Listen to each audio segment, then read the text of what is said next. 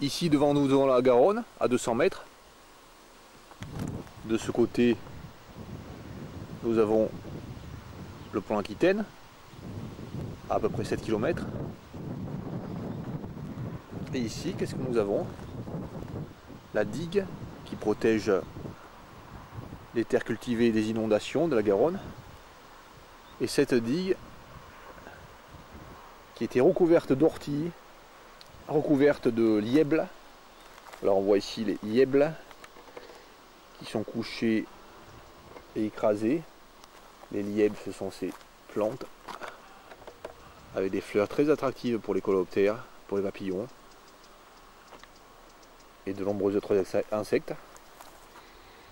Ah ben, toute cette herbe, elle a été rasée, et réduite en bouillie, je dirais même, pour un motif que j'ignore.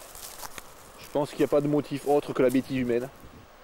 Voilà, et ici, ils sont même allés jusqu'à raser en bas du fossé, là où c'est bien humide, là où il y a des plantes qui permettent l'accueil d'insectes peu communs. Voilà, ils ont tout rasé. Ça fait une espèce de bouillie d'herbe, sans aucun but précis. Donc ils ont rasé sur ce côté, et aussi ils ont rasé sur ce côté. Et sur ceci sur des centaines et des centaines de mètres le long de la Garonne. Il faut savoir que cette digue là, elle est couverte presque exclusivement d'orties et de lièbles. Donc ça n'a vraiment aucune utilité de réduire en bouillie ces orties. Ça n'a aucune utilité. Aucune. Ça n'empiétait pas sur les champs à côté de maïs. Donc c'était vraiment inutile. Toutes les pontes des jolis papillons de jour qui peuvent à naître, qui pondent sur les orties, ben, on les retrouve maintenant ici là. C'est-à-dire que les œufs ils ont éclos, il y a les petites chenilles qui sont sorties certainement, et puis quand il y a eu le fauchage, ben, ça a tout tué. Toutes les chenilles ont été tuées. Enfin toutes, à 99,99999% de celles qui étaient sur cette parcelle. Bon, ici c'est pareil, hein. Hop, des ordures. Combien de chenilles de ce joli papillon, le Vulcain, ont été détruites? Probablement des centaines. Et de celui-ci, le Robert Diable, pareil. Voilà comment il sera intelligent de laisser chaque bord de champ des herbes, des chardons. Dans ces conditions, si les traitements ne sont pas faits en bordure de champ, mais sont faits à 10 ou 20 mètres à l'intérieur du champ, pour respecter le bord du champ, la vie serait extrêmement améliorée autour des champs. Celui aussi a sa larve qui va sur les orties. Le paon du jour. Encore un Robert le Diable. Il est joli ce papillon. Ces chenilles vont sur les orties, entre autres. Donc en détruisant les orties, on détruit le Robert le Diable. Ah, là, en bord de ce chemin, les papillons, ils ont de quoi se nourrir. Il y a la lièble, les chardons. Bon, il y a différentes espèces de chardons, hein. Voilà, il y a plein de chardons. Donc ils peuvent se nourrir, le papillon ici. Inutile d'aller faire des prairies artificielles de fleurs qui servent strictement à rien. Il suffit simplement de respecter les chemins, les bords de chemin, et laisser les plantes naturelles de la région pousser, comme celle-ci. Ici, en toute impunité, une zone d'horreur où des déchets sont déposés régulièrement, du plastique, du bois, de tout en fait, hein, et ensuite brûlés. Ça fait des tas de cendres. Là, il y a une odeur mauvaise de plastique brûlé. Donc on voit de tout là, des fils électriques, tout est brûlé. Ça va être brûlé là. Ils vont faire un grand feu.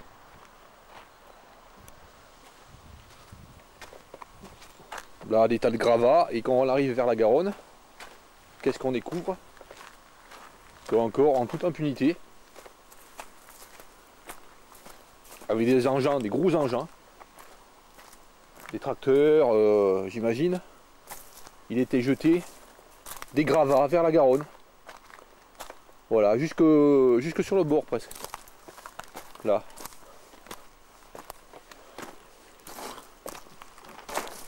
Jusqu'à l'endroit où il y a la vase. Jusqu'à l'endroit où il y a cette herbe. Voilà, jusque sur cette herbe de la Garonne là. Un endroit peu commun. Mais ils y mettent des gravats. C'est affreux, du grillage. Voilà.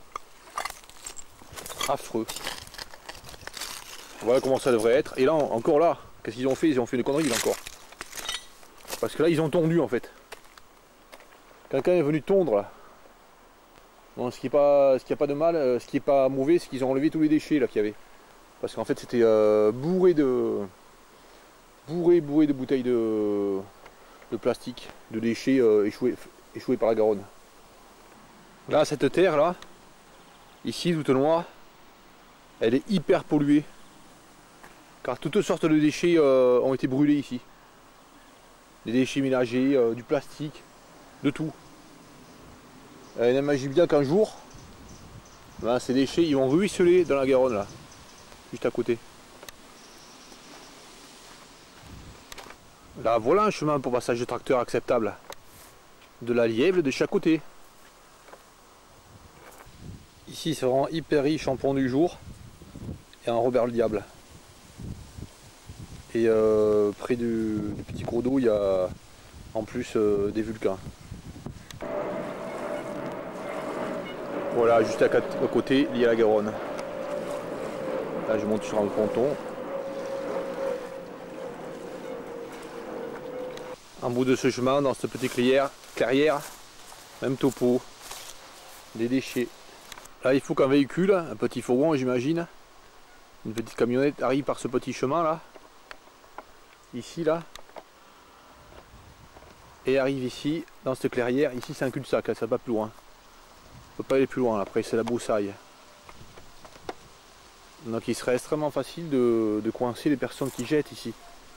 Il suffirait d'observer à l'entrée du chemin. Toute voiture qui rentre chargée et qui ressort vide, ben forcément c'est que s'est passé quelque chose. Donc il serait extrêmement facile de piéger les gens qui viennent jeter ici. En plus c'est souvent qu'ils viennent jeter ici. Là, il n'y a pas longtemps il y a ces gravats là. L'année dernière, ils n'y étaient pas tous ces gravats.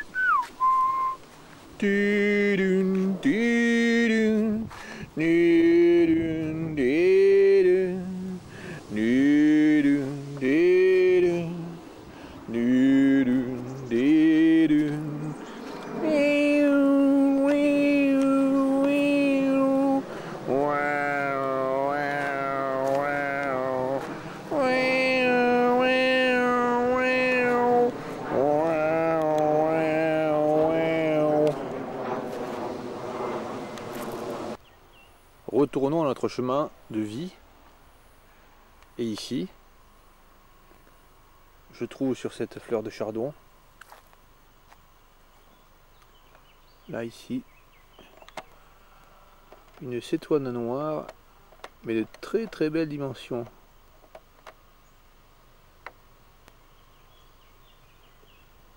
C'est presque 1 cm de long.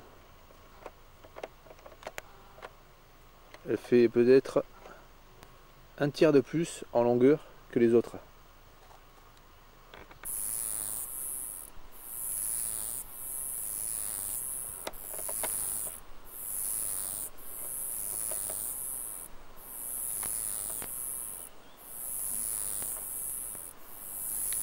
Ici, au bord de ce fossé humide, bon, on voit ce pont du jour là, posé. Mais c'est pas pour le pont du jour que je filme surtout. C'est pour le chant des criquets. Quelle est cette espèce de criquet qui chante comme ça? Je présume que c'est un criquet qui vit dans un endroit marécageux. Parce que là il y a un fossé. C'est très humide.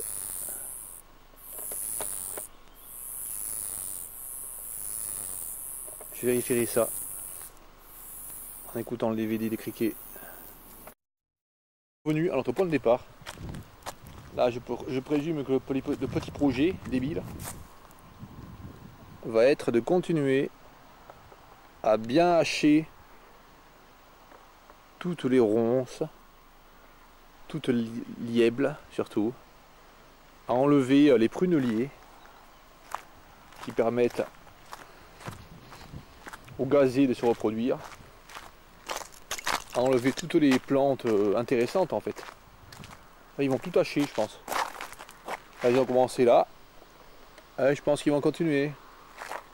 C'est probable qu'ils continuent tout le long du chemin là. Pourquoi? Je sais pas. Je sais pas. Est-ce qu'ils le savent même? Peut-être pas. Et nous voici sur le retour. Tan taran taran taran talalala. Tan taran la la la la la la. Tan taran tan tan taran tao. Voici ce que je disais tout à l'heure. Ce sont les pruneliers en bord du petit canal là. Dans les pruneliers. Voilà. Voilà, il y a des pruneliers. Des petits arbustes, disons. Avec des petites prunes. Voilà. Ah ben, je pense que ceux-ci, ils vont les raser. Et ces pruneliers, ce sont les plantes hautes du gazé, du nom latin Aporia crataegi, et du flambé, du nom latin Iphiclides podalirius. Donc Iphiclides podalirius, il n'a pas disparu. On en trouve pas mal encore dans la région. Enfin pas mal. De temps en temps j'en vois un. Mais le gazé, ici, là, à cet endroit, il a complètement disparu. Le rasage de ces haies, de ces bords de chemin, n'y est peut-être pas pour rien.